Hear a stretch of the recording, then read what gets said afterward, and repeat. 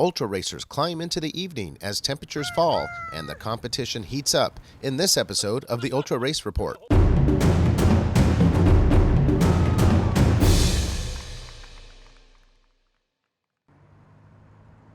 As the cyclists leave Time Station 3 in Austin, the sun and temperatures begin to fall. The front of the field is racing its way to Eureka, the location of Time Station 4 and the turnaround. The four-person team, Racing Roosters, were doing well as they were catching the lead solos. As the temperatures continued to drop and evening set in, the tandem team of George and Lori, Hutton's Vario, got off the bike in order to don their evening gear. The side of the road served as their changing room as they bundled up and resupplied, then hit the road. Lead female, Shauna Hogan, was maintaining her strong, steady pace as she enjoyed the sunset in her rearview mirror.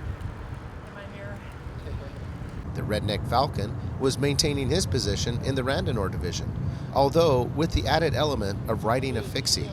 I'm just doing my own thing right now. I'm on a fixie, unsupported, so my initial goal is just to finish, really. So Didier Reiser of the Chimera Twins was holding the lead as the first place team, although still behind the lead solos and Randonor still ahead. As the race to the turnaround continued, Rob Morlock, the Muskrat, put it best. Eventually I want to get to the turnaround. Yeah, everything will change once you're headed home. Exactly. So I kind of like the out and back format. Shoot up and turn around and just tick off the miles going home.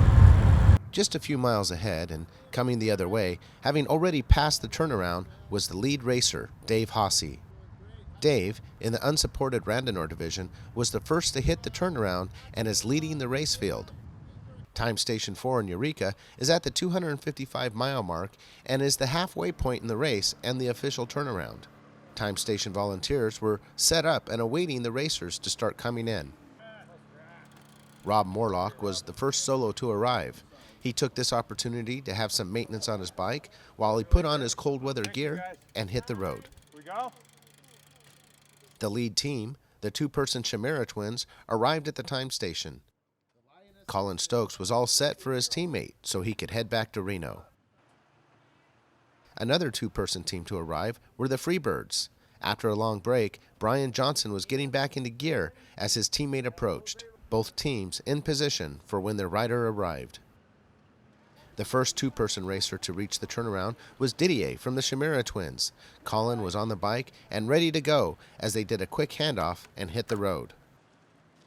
Arriving just moments behind was the rider from the Freebirds, although his team was not yet ready to hit the road. Next, a couple of solos, Mick Walsh, the Irish Hare, and Ray Brown, the Spotted Dog, arrived at the time station and began their changeover.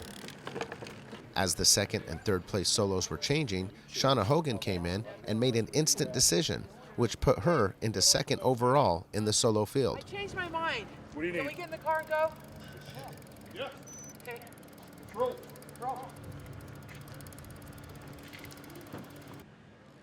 The Spotted Dog was the next one out the gate, with the Irish Hare close behind.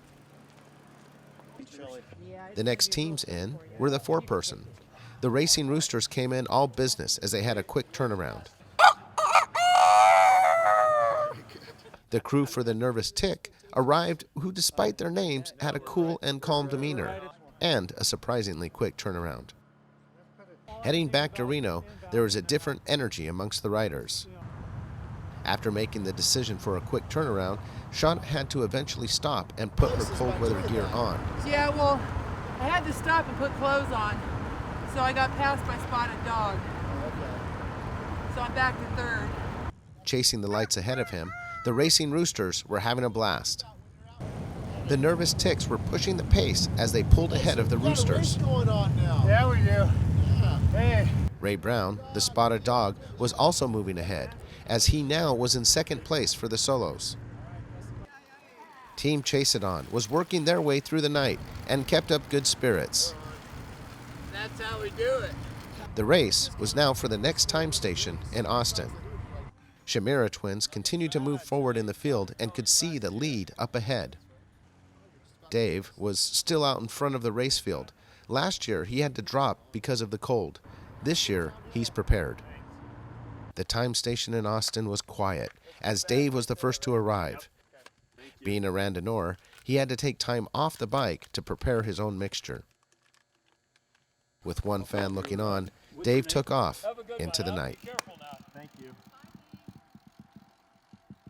As teams arrive at Time Station 4 in Austin, the Chimera Twins are holding first in the two-person division with a time of 16 hours and 43 minutes. The Freebirds have fallen a bit behind with a time of 17 hours and 45 minutes. In the four-person division, the Nervous Ticks are close behind, but first in their division with a time of 17 hours and 46 minutes.